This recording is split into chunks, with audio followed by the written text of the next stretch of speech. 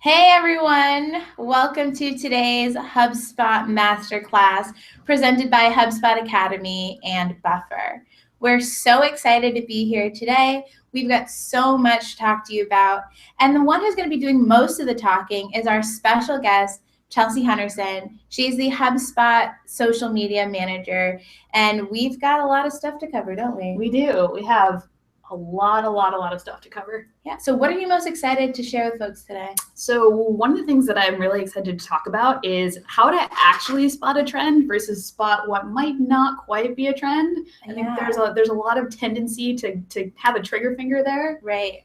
And just like want to dedicate all of your energy and resources into something that may not withstand the test of time. Awesome. Well, we can't wait. I know that there's going to be some great stuff in here. So folks, we're going to get started in just a moment now. So we'll see you on the other side. All right.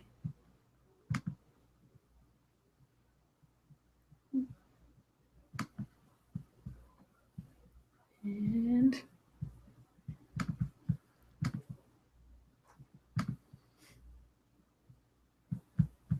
all right, bear with me because as great as we are at social media, we are still learning about some of these aspects. There we go. Awesome. All right, folks. So let's get started today. One thing I just want to remind you, for those folks who are HubSpot users and HubSpot customers, we do have an awesome HubSpot Academy where you can learn everything you need to know about marketing, sales, design, and more. So this is allowed for HubSpot customers and those folks who are new to inbound marketing and may not know very much about the industry and the best practices. So feel free to enroll at certification.hubspot.com. We've got plenty of free certifications and a few HubSpot customer-focused certifications as well, so tune in there. So as I had mentioned, as you saw, we've got special guest Chelsea Henderson with us here today. Chelsea, how you doing? I am great, thank you. I also made sure to wear the exact same outfit I'm wearing in that picture so people will recognize me. Oh, awesome. Hopefully so you're not like me. I change my hairstyle, my outfits all the time, so you never know. So you can reach out to Chelsea at ChelseaLikeNY on Twitter. She's going to be fielding your questions. Remind you, she's going to be on this webinar for an hour, so do not expect her to respond automatically, but we will be here. You can also use the hashtag HubSpot Masterclass. Again, that is hashtag HubSpot Masterclass. Be sure to use that. Tweet us your questions. Engage with us. We've got some great folks. We've got Eric and Marissa. They're manning both of our major Twitter accounts, HubSpot Academy and HubSpot. So please mention us on Twitter. So we're going to run through a brief agenda of some things that you'll learn. So Chelsea, we've got 5 things we're going to cover today, right? Yeah. So we've got 1, we're going to identify trends in social media, which you mentioned is going to be a big thing here. Sure. And then recent changes in social media. So what's been going on, all this like Facebook stuff, LinkedIn, Twitter stuff. I mean, it's all just moving so fast. It's all changing. We're going to take a look at, exactly the context that we should be thinking about these changes, go through some of the changes, go through what the behavioral changes are, and then think about how to apply that to a future strategy. Right, I love that. And then we're going to end today with 5 tips on how to trend spot in the future. So that's going to be awesome. So let's dig in first, Chelsea. So identifying trends in social media, right? Yes. What is that? So what's going on here? So the reason that I wanted to start with this, and that I think it's so important, is because trends in social media is such a hot topic. And so we wanted to talk about the difference between a trend and a fad. The reason that I bring this up is because there have been several examples of fads in social. Several that my team has kind of, one of the sort of things as a social media manager, the occupational hazards, is the late night text message that's like, hey, did you see this new network? Are we on this network? Why are we not on this network? So understanding the difference between what is really going to be around for a while and what's not so much, I think is important. Awesome. So we've got the definition here, but what are some actual trends, right? So, or what are some actual fads rather? Sure. So some of the fads that we have noticed, my favorite fad, quote unquote, is peach. So peach, I think, was around for maybe 2 weeks. I think Justin Bieber mentioned it, and then everybody started joining it and thought, oh, this is a great network, because it combined some behaviors from Twitter, some GIFs, some of a lot of different flavors of what people seem to like about social networks and rolled them into one, but it didn't really have staying power.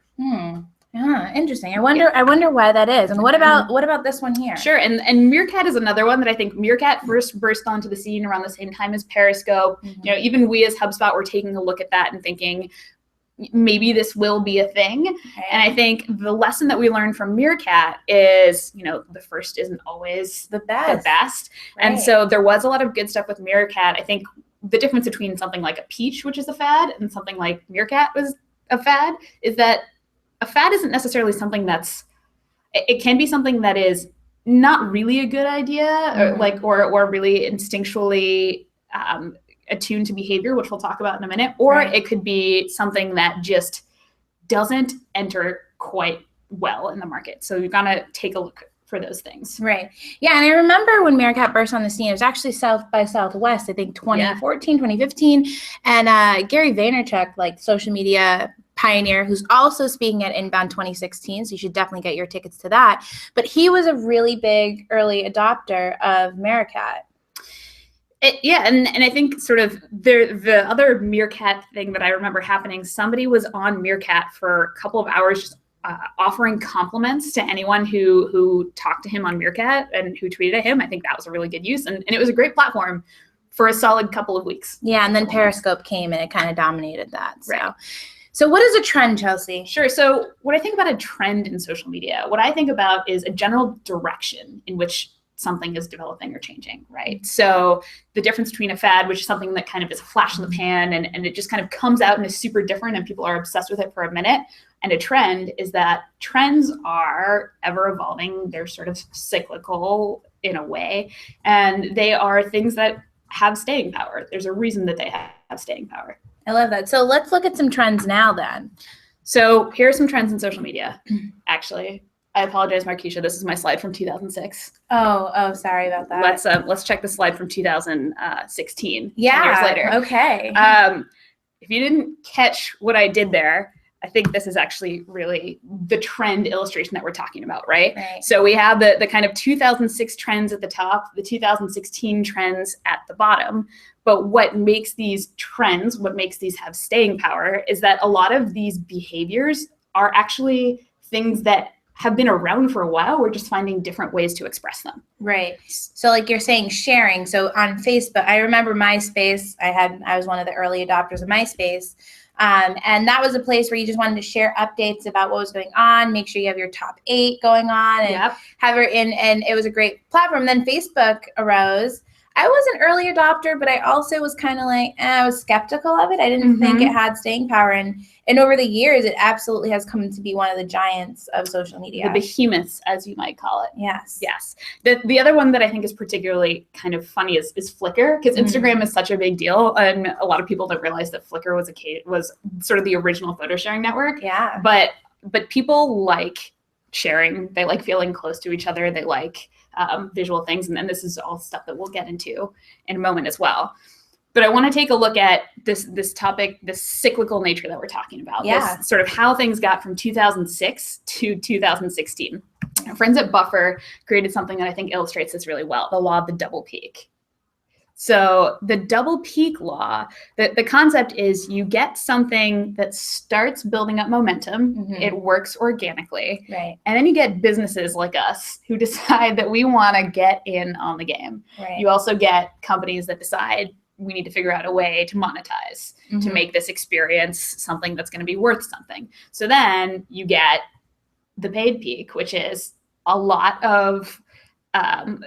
more business involvement, a lot more noise, a lot more crowd that's happening on these networks. And I think that's when they start to evolve away from the popularities that they have, and we start to look for alternatives as people. Right. So like what you're saying here is that initially when a brand new platform bursts onto the scene, it's working organically. The business itself, whoever's developed that new platform, they're really just trying to figure out how it works and how are people going to behave on that network. Mm-hmm. And then new businesses like HubSpot, we come in and we figure it out and we get really good at it. Mm-hmm. So good that we're actually kind of cluttering people's streams, right? I was like, in order to keep my job, I'm going to also clarify the fact that not all businesses are bad on social media. It's just that you get so many of them that, that the competition starts to get fierce. It starts to get noisy. Right. And then the platform realizes like, hey, listen, there's all this noise going on. Why don't we monetize this and see if we can make any money from allowing them to get their message out there, their message to be heard. Because remember, these are social networks, right? So they're built for people. They're built for users as individuals. Mm-hmm. They're not built for a business to say, hey, come onto our platform and start doing all your engagement and getting all of the audience members to your page. It's there for users, right? So figuring out when that paid piece comes in is really important. It's a really hard balance to strike for some networks. And I think the networks who really handle it well, like I think the really important part of a trend, which we'll cover a little more later, is not just going after it because it exists, but going after it because there's a real reason for your business to do it, is going to make both a huge difference in the amount of noise that you're creating, as well as how well you're received by the audience that you have. Awesome. So let's dive into the second one. Let's talk about some recent changes in social media. Sure. So we looked about our evolution from 2006 to 2016. We'll take a look at the last 6 months now. So video posts on Facebook are have increased by 135%. Wow. That is fascinating to me. Wow. So that is one of the big changes that we're seeing. I assume people watching have probably also noticed this in their feed. There's a lot of video now. Yeah. I remember I didn't even think that, I was always attracted to video, but I didn't think that it would ever become a thing because I was like, oh, it takes too much time and effort and energy to put a video together. But now it's just so easy. Right. And we'll talk a little bit more about that later as well. So this is also fascinating to me. Facebook Messenger has over 800 million users. So anyone who's keeping score, the Facebook Messenger plus WhatsApp, which are both owned by Facebook now exchange more messages than SMS text messages. Whoa. So all of these messages are happening on the internet and over sort of cloud platforms versus necessarily phone to phone, which is what they used to be. Wow, that's a kicker there. Yes.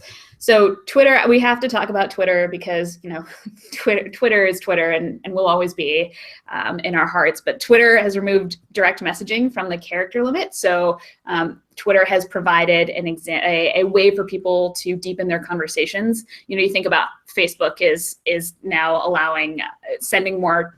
The slide before we were talking about how Facebook Messenger has so many users. Twitter is kind of following suit in their ability to message. We're all noticing this idea of messaging back and forth as well as big. Right. So what you're saying here is that now if I want to DM someone at Buffer, I could do that and I don't have to keep it to 140 characters. I can make that message a paragraph if I wanted to. Right. And that changes the game for support too. It does, absolutely. I think that's something that we're seeing more and more, even on the HubSpot side, is we're seeing that volume come in, and now we're figuring out what that looks like. I love that. And now what's this? This is huge. Okay, so Snapchat, I think, is the one network that when we talk about the evolution of social networks, right, it's actually a really slow evolution. It's really hard for a network to break out and be a new star. Snapchat is I think one network of recent that we are seeing actually break out in a way. It's the exception. It's the exception, which I think is important to realize because as we're talking about fads, a lot of these networks, you even think about Elo, you think about other random things that we could call fads, it's really hard to break out and become a new network. So Snapchat is one of those networks. There are a lot of video views on Snapchat every day. Yeah, that says it all. And I love Snapchat because Snapchat is such an easy to digest platform. The content that you're getting there, you've got to consume it in 10 seconds or less, right? Or you've got to share it. And that's so easy because I can go through, I can figure out how someone spent their day if I go through their story, or I can quickly communicate a piece of information. Right. And that's so easy, especially as we're all living our lives on the go. Right. So we talked about some of the actual changes literally that we've seen. These are some of the more the common threads that we're seeing, right? So people have shorter attention spans, probably because there's more noise, so it's harder to cut through. This is exactly what you're talking about. People want meaningful connections. I'm interested in seeing what people are doing day to day, and having a window into their lives, and Snapchat helps with that. I also think that something interesting here is that when we look at the whole meaningful connections, we look at the whole lots of noise, it makes it harder for brands to cut through. So, for example, in HubSpot, we've noticed that our clicks per interaction. So, we would get people who like a tweet and then click a tweet. We're getting a lot more people now who are skipping the click step and they're just going to the like phase or the retweet phase. There's a lot of noise and people are just trying to figure out how to handle that. Right. I wonder how much of that has to do with them trusting the content and saying, I'll go back and check it out, versus how much of it is, I don't have time to read this, so I know it's good stuff. I'm just going to like it and retweet it and keep my life going. I would challenge you to think in that way about whether someone who's willing to come back to content really cares enough about that content at all, versus if they liked it enough, they just click it. Interesting. I like that. Yeah. So this is also just kind of interesting in terms of the types of connections that people are looking for. We talk about sort of brands taking over. They really are taking over, and Facebook sharing personally is down. You may notice this in your newsfeed as well. You're seeing a lot more brands, a lot fewer of your friends. So as these networks are thinking about how to iterate, someone like Facebook is thinking, how do we bring back the personal sharing? What kinds of things can we do? And what kinds of human behaviors can we rely on to bring that back? Right. And we kind of hinted at some of those earlier, right? By the trends that we're seeing. Yeah, I love that. Great. Because Facebook is one of those things, even I find myself sharing more content that's like work related or interest related, as opposed to like what's going on, like how I spent my day, like some, like I don't do that anymore. No. And I wonder if it's because I've now been trained that way because of the number of brands that I've seen in my newsfeed, right? Or if it's just something that's happened. So what do you do for sharing your personal content? I snap it to my friends. There you go. We've found how Snapchat has found its way out. It's finding this hole that people are missing in the ability to share person to person. Right. Awesome.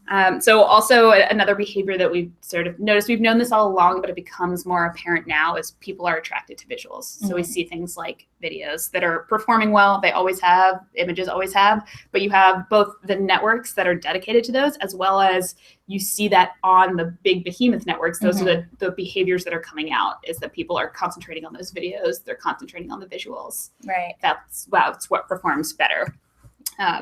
You got a stat to support that, because we need a stat to support everything. Yes. So 94%. So content with visual assets gets 94% more views than content without it. That makes sense to me.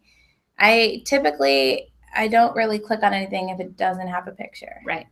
If you're taking something away from this section that you need to be like action item, the action item is add visuals. Right. I love that. So I guess this question is like, how did we get here? Right. So great question. We talked a little bit about this a couple minutes ago, right? This peak of people adopting something organically, it getting noisy, and then them sort of moving on. So this is how we're actually seeing, I think, this play out at the moment, right? You have some of these new networks. We talked about Snapchat, how you do your personal sharing. Instagram is kind of personal as well.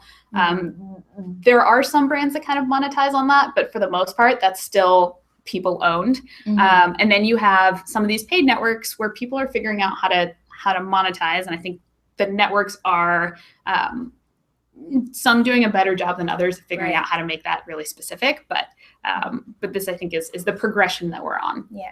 And I think I like how you have Snapchat and Instagram still positioned on the organic side of things, because those are companies, like, even though Instagram is owned by Facebook, those two companies are trying to really figure out what that paid approach is going to be. I know that Instagram is doing some testing. Snapchat is now in a position where they can begin to test some of that stuff too.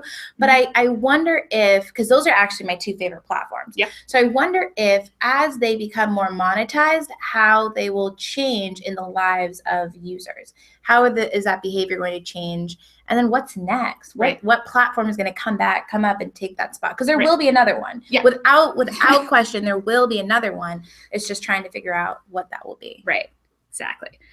So this is just kind of a given, right?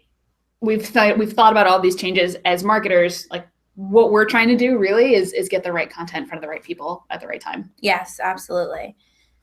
So that brings us to our next section. So what trends are happening in social media today, Chelsea? So we're seeing a couple of trends today that we'll bring up. These are trends that we talk about at length on my team and at HubSpot specifically. So, one, the change in distribution and consumption of media. The way that people are consuming the content that we're creating is changing, and where they're consuming it. Mm-hmm. The type of content is changing a little bit. Yeah. I think, we'll get into that in a moment. And there's also less interaction with the content across channels. This is all a recipe for what we're going to talk about in terms of creating good content. Yes, absolutely. So many questions. I hope, folks, if you're tuning in right now, I hope you're like Chelsea and I. We're over here. We're super excited about this stuff because it's insane how it's changed so much. Like, if we think back 10 years, like you did, great job earlier, and how much social media has changed, and thinking about the future and just how we'll behave. I remember sitting down for dinner at my parents' house, and we had a guest over, and they said, video conferencing is going to be the future of everything. Right. And some of that, that may have been true, that may not be so true today. But I just wonder if we have the sauce to kind of figure out what's coming next. What's coming next? Yeah. Well, I think we'll see that in just a minute. So we'll sort of zoom into some of these networks and some of these behaviors to see what more closely what we're looking at. So one, distribution of content, the channel and the format of content is changing, right? So we talked about it being cyclical. The one on the left is my favorite analogy. So my parents ask me all the time, do you know what network that is that's been reincarnated in that form? Facebook Messenger. That's a good one. The other one, when I try and explain to my parents what Slack is, usually I explain to them that it is an evolved version of AOL Messenger. So why do you attribute it to AOL? I'm interested. So you think that AOL Messenger is kind of like Slack in a way? I do, because if you think about it, it's pretty much the exact same setup, right? Where you have a list of people that you are messaging. You're messaging them one-on-one or creating chat rooms to message them in groups. Yeah. This behavior keeps going. We just keep finding new ways to do it. Huh. I love it. Okay. And same with image sharing. We talked about Flickr a little bit as well. Yeah, we know that Flickr and Instagram are like father and son, mother and daughter. We got buddies there. So talk about how we knew how to adapt to these, right? Yeah, so how did HubSpot know to adapt? So one is, we took a look at these different channels. We didn't take anything lightly. We discussed everything in length. I know Marissa's sort of around here somewhere. She can attest to our Snapchat discussions that we had, right? Because one of the questions is it really a good place for us to be on? And for us, we knew how to adapt to some of these networks because we took a look at the audience that was on those networks, and we did see some overlap. Okay. So we knew that our personas were on, these networks in particular were networks. The one on the right is Medium, by the way. We took a look at these networks that were new, and we thought this is where, people are actually hanging out. So you have Slack, and that's like the direct messaging for businesses. Mm-hmm. And now you have, or actually not only for businesses, but for anybody can join Slack. And then you have Instagram now, where there's a lot of photos, and that's your image sharing site and video sharing site now. Probably more videos than images even so. And then you have Medium, which is like the long form content blog post. So that's actually a third party sharing site. So when we're thinking about the distribution of content, we're not saying you're sharing it directly to your own blog or to your own Facebook page or whatever have you, but you have all these different platforms that you can distribute that to. And that's where your audience members are, right? Love that. That's awesome. And so HubSpot definitely knew that we had to get on those networks. So how else did you know to adapt? So we also took a look at the different types of content that people were liking to consume. Okay. So for example, we noticed on Facebook that some of our culture content got a lot of attention. And what do you mean by culture? So like some of our behind the scenes things that are happening at HubSpot. Like company culture. Company culture, thank you. And some of the images of that were things that were getting a whole lot of shares. We thought, where could this content work? Right. Oh, there's a network where our audience already is. Or we thought about, we did an experiment about what blog content was actually working really well. We noticed that it was sort of the long form content, and that was also a good fit, a good thought leadership fit as well for Medium. Awesome. So what should businesses who are trying to figure out what their next step should be, right? Figure out if they should be on a specific network. Do you have any pro tips that they could take advantage of? So, I mean, the pro tip that I would really give is don't join a network just before, without doing your research first. Do your research before you decide. Right. So don't just join a network. Make sure that you put in the legwork, you've asked the right questions, you've observed enough things, you've tried a few things, and then be like, okay, this could work because we've seen some success. And something I'd like to point out too, before people kind of worry about whether or not they're being the first on the network and whether or not they have to get on that network right away, is you see people, all these companies join Peach. Like I said, I keep talking about Peach because I think it's kind of ridiculous but funny as well. But you see companies who tried to join on that, didn't know what they were doing, wasted like a week. Right. Versus companies who are really taking time and creating good Instagram strategies or Snapchat strategies or even Facebook strategies are still relevant. Right. And so what do you say to people who, they just don't have the time to experiment, right? They're just like, well, I don't know. Or what do you even say to the people who don't say, oh, well, we don't have any personas on that network, or we don't have no one in our demographic uses Twitter, no one in our demographic uses Facebook? It's hard to hear, but I think if there's not a demographic that uses this new network that corresponds to your demographic, then don't do it. At least don't do it unless you have a good business reason and a good test you're going to run that it's going to say why it'll contribute value. Yeah. And I guess like my pro tip for that would also be to just test it out, because there's over 3 billion people on social networks, right? And most of those people are actually on Facebook. So if you're saying that, no, our demographic isn't on that network, you might not have done the right testing, or you might not be doing the right targeting of your content too. I'm saying, like, don't feel pressured to do it just because someone tells you to, but think about it. Right, absolutely. So what's the evolution of content? Sure. So types of content have changed. I think that's kind of important, right? It was articles, now it's more visuals, now it's more videos. We talked about that. Marketers have to find a way to break through what the noise is on your feed to get more attention. Right. And you do that by changing the type of content that you produce. Right. You do that by creating something that's going to stand out. Right. So, for example, live content has taken over. I think that's partially in response to some algorithm tweaking by our friends at these networks. But it also, if you think about it, each of these big networks is taking cues from each other. Right. In terms of what live content looks like. And live content is something that people have responded to. So now it's going across networks. Even as we were talking today, we did it, for those of you who may have tuned into a Periscope that we did before, part of the question was, do we do a Periscope or do we do a Facebook Live? Because this live content is just kind of, it's making its way across. I love that. And video, we did talk about that a little bit. Yeah, so video is a type of content that is not entirely new, but use of it in video and marketing, I think, is more new. Right. And what about YouTube? So we've talked a lot about Twitter, Snapchat, Facebook, but what about YouTube? Because YouTube is actually one of the more senior power players. They've kind of been around for a pretty long time, actually. And so I feel like they've been consistent in the sense that they know what they stand for and they haven't tried to stray too much from that. But what do you say to businesses who don't know how to get on YouTube, but maybe see that there's a great opportunity there? Sure. So I think with YouTube, YouTube is a Google-owned platform. That's good to know. And as such, it makes sense in my head. It makes sense to say this, but it also makes sense that like the same principles apply that they would to anything that you search optimize for Google. You can search optimize for YouTube. You can as you're creating content for YouTube, think about what content, just like you would optimize your website, optimize your videos. So what content will people want to see from me? Do I have videos that I want to share? Can I title them with things? Can I add meta descriptions with things? I think YouTube is a hard network to really build up a following on, like a community on right away, unless you're like if you're a business that's creating content, it might take a little bit of time to create the right content, but there are ways to create that content to target it. And think about it.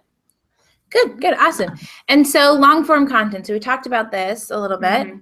So we've got that kind of covered. We know what that stuff is. But all you've already said is that we've talked about this a little bit, but again, this is behavior is cyclical. This is kind of the theme of this, right? So a lot of people are comparing things like Facebook Live and Periscope and all that to reality TV. We put Survivor in honor of the first reality TV show, right? Which is apparently still on the air. That was news to me. Yeah. But these trends are sticking around, and we're just finding new ways to use them. Right. I love that reality TV analogy when we're comparing that to live streaming, because what everyone's always wanted, I suppose, we're so interested and so intrigued by other people's lives. And so now that we have this opportunity to live stream our own life, it's given us, at least from what I've experienced, it's given other people a confidence to say, okay, I'm okay sharing my life because I've seen it done so many times. Right. So maybe that's something that because live streaming, this isn't the first time in the world that live streaming has been a thing. This was a thing way back when, 2006, 2007. So now it's back. And it looks like it's going to stay around for a while, though. Right. And you think about it, too, a lot of people who are on social networks are the same people who are cutting their cords, their cable cords, who are moving to Netflix, who are moving to other ways of consuming live content. And in a lot of ways, these social networks are looking for ways to fill that void. I love that. Awesome. Yeah. All right. So how else did you know to adapt? So sure. Again, this was one of those, take a look and see whether your target audience is on that network. Which is not always an easy discussion, because sometimes it's not on that network. We took a look at how content types were being consumed. So, for example, we saw that videos were being consumed on Facebook. We thought maybe we'll try similar type of content with Snapchat or with Instagram. We saw that people like long form content, so we decided we would take a dive into that with Medium. A lot of the same. Is that content being consumed? Is there an audience for it? And then I think what's really important is we saw an opportunity for the network in the future of our company. So if you can't figure out why you're going to join a network, if you can't sell it upwards, then you really need to ask yourself why you're doing it. So it's almost like tying the need for that new network to an actual business objective. Yes. Okay. So that makes sense. So that's what you want to do. So I think I remember I did have a conversation around Snapchat, and it did serve an actual legitimate business objective for us. It wasn't just, we're going to get on the network, right? It was finding a way to tie that to a business objective, and that's important to do. Yeah. So what's a pro tip for this here? So pro tip for that is decide how you're going to define success before you try something new. Figure out why you're going to do it and what is going to make it successful for you. Yes. And also the metrics, right? Define what those metrics are going to be. Like, how are you going to measure the success of this? Yeah. I feel like sometimes we get so carried away in being creative on social that we forget to be like, oh, wait, how did that actually perform? Or wait, was that successful? So it's important to nail down that business metric as well. Right. So I think the other thing that's just kind of really interesting is people are seeking out relevant content. The reason I use this picture analogy, I really like it, is because one of the trends that I'm seeing these days is people who are looking for lifestyle content, for example, right? People are looking how to improve their life, how to be more productive, how to be more effective, how to be more healthy. And then we're also seeing that people, this is a return to nature from people. Right. So this image kind of serves a dual purpose of talking about the type of content that we're seeing trending, as well as the fact that everything is cyclical. People are coming back to their roots of not wanting so much noise and appreciating being in kind of a quiet environment. Right. So it's like tailoring your news feed to only serve the stuff that you like. And I think that Instagram, they kind of got a head start on this, because now they say, well, turn on my push notifications if you want to keep up with what I'm publishing, right? So that's now a thing. And I think that that's so important, because now, yes, you might have all these people who you follow, and for some reason or another, you decided, it's not worth me unfollowing them, but their content's not really relevant to me. Right. And we go back to that whole Twitter conversation earlier, right? Twitter is the fire hose. And people are spending less time clicking, more time scrolling, looking for something that really catches their attention. Right. Awesome. So How did you know to adapt here? So with this goes back to our previous conversation in terms of what is relevant. We defined a success metric. We saw on Twitter people weren't clicking. Like that was important for us to notice. So we thought maybe we should change what we're doing if people aren't actually hitting that metric that we were setting for ourselves.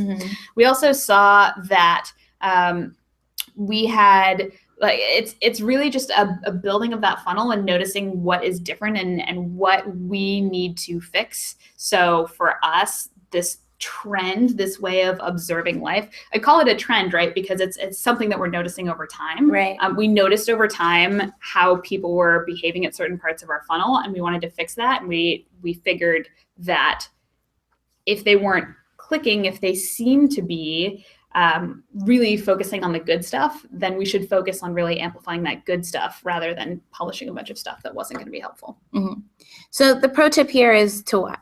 To identify benchmarks, right? You want to start with in any time that you're going to be running a business, you want to know where you're starting, right? And so you know whether you're going up or down. But I think that's especially relevant in social trends too, is because we want to know how we're doing, and that way we can see if there's any deviation, anything different that we need to start focusing on. I love that. Great pro tip. All right, so part 4, what we're really here to talk about today, right, is how to future-proof your social media strategy. So we've talked about the trends, we've talked about the fads, we understand the networks, we get the behavior down. So what can I do as a social media specialist, marketer, consultant? What am I doing here? What do I need to know? Right. So the good news about this whole thing is if you are really in tune to your job, hopefully you're already doing this. And if you are sort of getting up to speed on your social prowess, this is something that you should always be doing anyway, which is taking a look at understanding your social networks and then figuring out how to build for the future. So we take a look at audience, at content planning, and then the trifecta, or the dual fecta of sorts of defining success and then optimizing for that success as well. Awesome. So going back to kind of the framework, we want to meet the audience where they are on the networks that they are. We want to create good content for each network. We want to define success. And the reason I have ROI in parentheses is because a lot of times people talk about ROI as being that success metric. It might not be, but figuring out what that success metric is going to be and then optimizing for that. Awesome. So meeting the audience where they are, this is actually a social media best practice, right? So getting to know your audience. Get to know your audience. So we want to start with getting to know our company persona. So we'll go back to HubSpot, for example, because that's an easy example for us to use. We know that our audience are primarily marketers. We know that a lot of them are oftentimes very overworked. They have a little bit of marketing experience, but they're trying to figure out how to use that better. And oftentimes they are a few years into their career, not always, but oftentimes that's what we see. And so we know as we're looking for where our audience might be, we have a sense of approximately what networks they might be on and what things they might be trying to do on those networks. Yeah, awesome. And so what we know about our audience is that they're definitely on Twitter, so we always are putting stuff on there. So I just want to take this time to remind you to use hashtag HubSpot Masterclass, reach out to us with any questions that you may have, and let us know what you're enjoying about today's webinar. So let's keep this going, Chelsea. Sure. So again, once we know who our personas are, we can look at the demographics on certain networks. We can see if our audience is there. And be honest with ourselves about whether our audience is doing what we want to do. And also, so this is something that we're kind of in the middle of right now and doing an audit of what content actually performs. Once you're starting So what is an audit? An audit is a good question. So an audit is really taking a look at everything you have, taking a deep look and looking at some of the numbers that we wanted to drive and seeing how those are performing, really taking a 10,000 foot view of what is happening on our networks, and seeing what the trends are, seeing what the patterns are, what's different, what we might not have expected to happen that's actually happening. I love that. So that's very important. And you do that audit because you're trying to figure out what's performing best. Right. And the other thing is, if you do an audit once, that doesn't mean that that's it. Okay. You should redo these audits every so often. Okay. So we do kind of mini audits every month, at the end of every month, but we do bigger audits closer to every like year, maybe 6 months if there's something that is changing. But it is important to give yourself the opportunity to notice changes. Awesome. So the other thing that I think is key to look at here is as we're building a persona for social media, is not only do you want to know your own audience and know who your persona is that you're marketing to, but sometimes it can be really helpful to build a social media persona and figure out how that persona is going to interact on these networks and how they're going to adapt to trends. So for example, if you think about the general tone of your brand, think about how on social media you want to portray yourself. That's really important. You can build on that, and you can think about things like the language that they might use. You know, is your persona someone who would use trendy words? Is it someone who would use really technical words? Is it, what kinds of words would they use? And then why your persona might be using certain networks.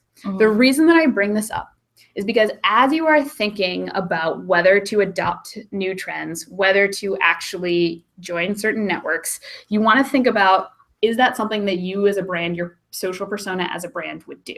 So for example, if I am working at a company that sells private jets, right? And I know that I'm on social media relatively factual and relatively, relatively data driven, and I'm talking to people who generally look for those things, and I just have my social media persona. I know that if there's a trend in people doing something super goofy on social media, or like if people are almost like the Running Man challenge. Sure. I might not adapt that. I'm not saying that I would or wouldn't, but having kind of a guiding idea of who I am on social as a brand will help figure out whether it's worth adapting to that new thing. Yeah. I remember I actually had to do this for the HubSpot Academy social media account. So when we first got active on Twitter, I had to really figure out who we were going to be. Now, we are HubSpot Academy, we are not HubSpot. So there is a very finite line between those two brands, those two personas. And so we at HubSpot Academy, we're very helpful, we're friendly, we're encouraging, but we're not necessarily salespeople. We don't try to get them to adopt our new product, but we're more so helping them understand that what they have is something that they can use and that we're here to support them. I'll give you another example of that. And the HubSpot main handle, we are relatively similar in terms of being helpful. And we're not salesy. We don't push our products very hard, but we do have some teams like our product teams that are pushing contents, and they want to use things like lead generation cards on Twitter, right? And that's not something that we adopt so much because that's just not our goal. Whereas these teams might want to actually put their messaging out there and then get someone to fill out a form in order to like start using the product. Right. Awesome. So let's talk about some best practices for the audience. Yep. So best practices for the audience. We're changing it up with how we're viewing this. So let your persona guide you. Again, we keep going back to don't do something just because you think that you should. It's okay to sit back and watch a little bit and see what happens to the demographics, and always tie your practices back to success metrics. Awesome. And when you say don't create new personas for the purpose of joining a new network, create them for new business purposes, do you mean personas on social, or do you mean business personas? So I mean both, but sort of on social, it's particularly relevant when you're looking at new networks and whether you would adopt things or new trends. And that's to say, don't just decide I'm going to create a new persona because I think that persona will work on one network, but create a persona because you are launching a new product or something like that. And if the fit is there, then go ahead and leverage the new network or the new trend. Awesome. So when you said metrics, so these are some metrics to measure? Yep. So, and this comes directly from a HubSpot blog article of metrics that your CEO may appreciate. So these are good things to think about. So we want to report on what is actually happening on each channel. We want to report on whether we actually are driving any customers. If we are using it for social support, we might report on response rates and how effective it is. Awesome. Great. Yeah, and again, this is some of the stuff that we've pretty much talked about, which is in order to use it for trend purposes, we've talked about actually creating an audience and why that's important to have an audience in order to spot trends. So to actually just spot trends with your audience, we would monitor new networks to see if your audience is there. We would go ahead and see how they adapt to new networks. You might stay off of a network for a while and see how your audience is doing with other brands on that network. And then once you are in those networks, we want to eliminate the noise that we were talking about. So making sure that you are actually adapting your content and targeting it to the right people on those networks. Then again, always be checking ABC. Even if it's evaluate if it's a valuable investment, even do that after you started the network, see how well it's performing. So now we're on to developing a remarkable social media content plan, right? So what are some things that we should do there? Sure. So this, again, is one of those things that you should be doing anyway, but it's really important to call it back. Using captivating visuals. We talked about how people are really interested in images. They're interested in videos. People who are already doing those things are ahead of the curve right now. Mm-hmm. We want to be adding meta descriptions where relevant. That's important for creating good content. Using short, compelling titles because, again, we talked about there's so much noise. We want to cut through it, like Snapchat, 10 seconds. Mm-hmm. And then we want to create content that's going to be shareable. So that's stuff that and the thing that it's important to note, when people share content, it's because for them, they find it either one, interesting, or two, they can identify with it, mm-hmm. or three, they know that it's going to help the people that they share it with. Yeah, we call that social capital. Yeah, so that's one thing that's very important. I think a lot of marketers kind of forget that your content does have to be shareable. And so when you kind of develop that social capital, that's when people are going to want to engage. That's when people are going to want to share. Yep, absolutely. So we keep hitting the visual point home. And I do that because, Flickr and Instagram and YouTube and Snapchat, all these super visual things that are popping up. Again, whether or not you're on different networks or you're just creating for new networks and you're following the video trend, for example, on Facebook, using visual content is important because it's going to be shared more. So best practices for content planning and social include create good content. Yeah. Don't create content just, here's one thing that I'm really not behind. Mm-hmm. Me saying, I want to join Periscope. Mm-hmm. And I don't know what I'm going to Periscope, but I'm just going to Periscope something. Right. And see if it works. I get the temptation to do that, but I think that you need to put at least another 60 seconds of thinking behind that and think, when I'm creating this content, am I making it engaging? Am I creating for an audience? Am I just making sure that you're still observing the best practices of creating good stuff and creating for your audience? And also there's actually a content creation class in the inbound certification offered by HubSpot Academy. So folks, if you are not familiar with the content creation best practices, if you're not really familiar with some of the points that we've talked about in terms of buyer personas, social media best practices, there is a free inbound certification at HubSpot offered by HubSpot Academy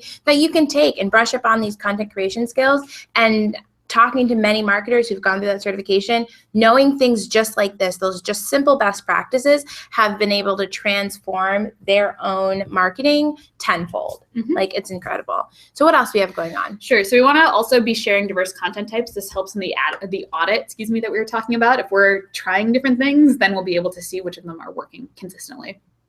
And adapt content per channel. This is something that I think is really easy to do, but people don't do enough. And it also helps to figure out different trends. If I am doing an interview with someone that I'm writing a blog post about, I may also Snapchat a little bit of that. I may also, if I have a announcement that I am creating a video for, may use a couple of seconds of that and create an Instagram video, but you can really adapt them per channel and minimize some work for yourself too.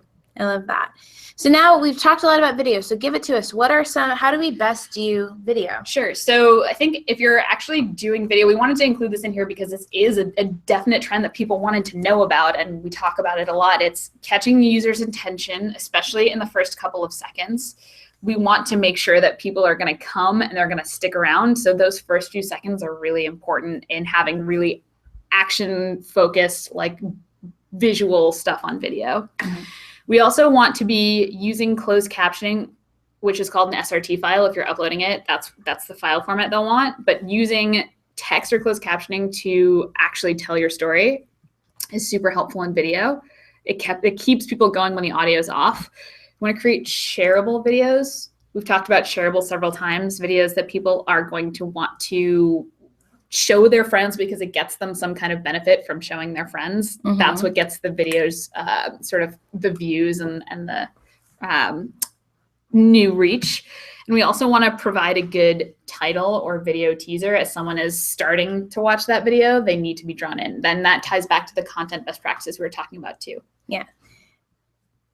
We talked about adapting things per channel. This is kind of another thing that we wanted to draw in to really hit that point home, right? In that content may be consumed differently per different channel. That doesn't mean to get discouraged. That just means that you should need to consistently be trying new things. Right. It also, video is a quote unquote trend, but that doesn't mean that like one trend is going to be all over social media. It's going to be video. It means that people are adopting to new content type. If you're doing new content types on Facebook, if you're experimenting, you would notice perhaps that your video is getting better.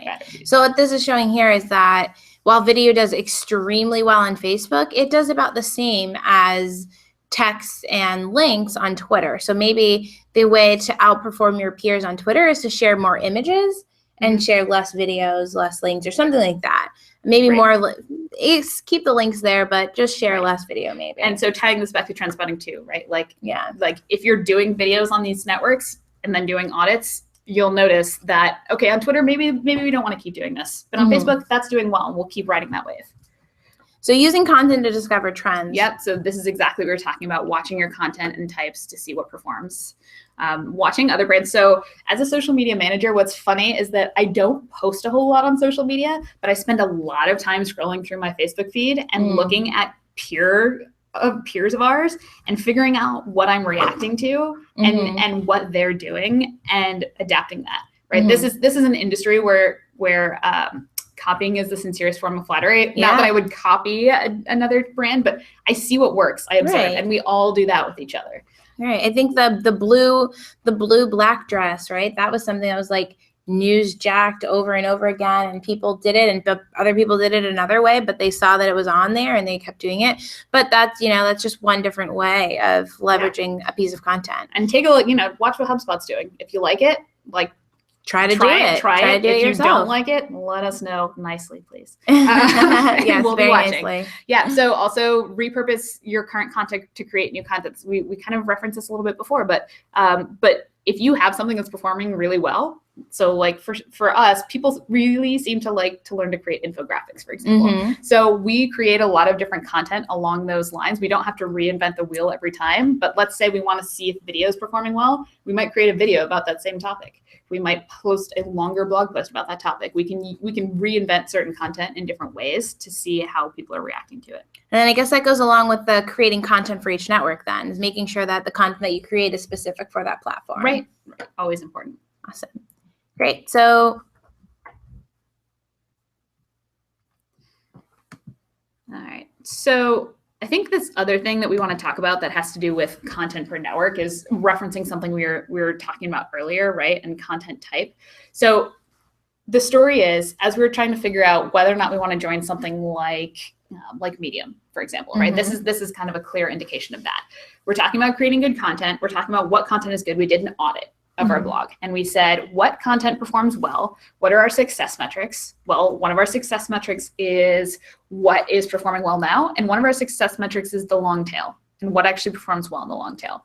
So what this graph is showing, which is a public report that we put out, which was the type of content that we saw performing really well happened to be deep tactical content. People wanted the in-depth explanations. People wanted to know, over time, they wanted to read in depth. And that was a new behavior for us because we're really used to seeing content that was lists and top level perform well. As you can see there, the tactical content, which would be the shorter form, performs really well. So we thought, okay, so deep tactical, that seems to line up with a network that we're interested in, that our demographic is in. That seems like a good fit. Let's give it a try. Awesome. So now we're coming around the corner. So defining your success, how do we do that? So if we've done all the other things right, then we want to make sure that we are we are getting what we want out of it. So we want to set a primary metric of success. We talked about a couple of those earlier. That might be ROI, that might be leads, that might be reach. And then we want to see if we're getting there. Best practice there is try and aim for one thing, doing one thing really well, and then do another thing really well if you're already doing that one thing really well, right? And I love the second point you make, set a goal before becoming active on social. That is something that I firmly believe, and I teach all of my students is that before you even do anything on social, figure out what you're trying to do. What are you trying to do? Are you driving leads? Are you trying to get impressions? Like, what are we doing here? Because if you don't know where you're starting, how are you going to know what the finish line looks like? Right. And one really good way to do that is to kind of build from the ground up, right? Build that social media funnel. So I want to figure out what my ultimate goal is, but in order to figure out how I'm going to optimize for that goal, I might have to look at some of the metrics below and see, well, if I want clicks, if my ultimate goal is like traffic and I need clicks, then how many people need to see it before I can get a click? Right. Or how many people, and so building that up and really tying back to ROI as well. And now optimization. This is huge. I can't speak to it enough, but optimization in social is like the it thing to talk about right now because the algorithms are changing all of the time.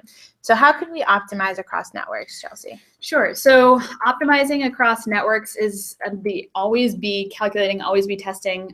We want to vary publishing dates and times. Here's a fun fact for you. If you ever look at a graph that says this is the best time to publish on social media, you should probably run in the other direction. The reason that I say that is because everyone's going to be publishing at that time. So you're facing more competition. A better way to do it is to potentially publish at times that might be offbeat times so that you are actually reaching people.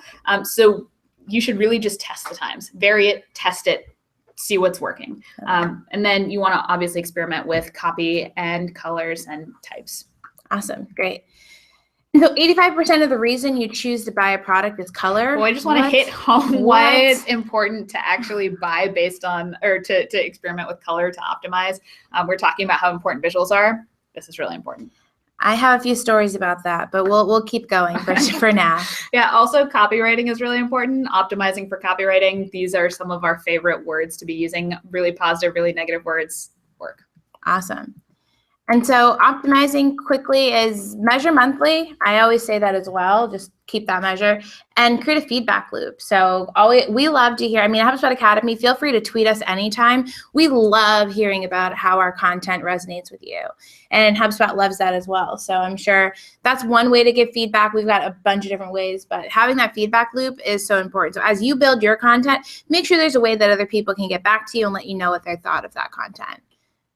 Absolutely. All of these things we've kind of been trying to hammer home, right? You're always optimizing, you're always iterating, you're always auditing. Awesome. And then you're looking for differences. When that's my most exciting thing is when I notice something that seems really wrong. I'm like, why is this really wrong? And then if we can iterate on that really quickly, that is the trend. That is where we're getting that trend spotting there. Great. So there we go. We've got our 4 ways to kind of start future spotting, but now how do we do it for the future, right? Sure. So we talked about Gary Vee earlier. One of the things that I've heard him kind of say that I think really sticks with me is you really have to be paying attention to what's happening in order to your audience in order to iterate quickly and find the best thing. So if you want to be more self-aware, always be listening. So listening with your ears, listening with those social monitoring tools, but keeping an eye and ear out for what's going on in social media. So keep this in mind, the chart that we talked about. Where do you think that each platform may be landing? Do you think it's in organic or paid? Kind of keep your eyes open and pay attention to that as well. Yeah, you want to make sure that, as you're doing something, you kind of know what arena you're playing in and you're watching the arenas that everything else is playing in.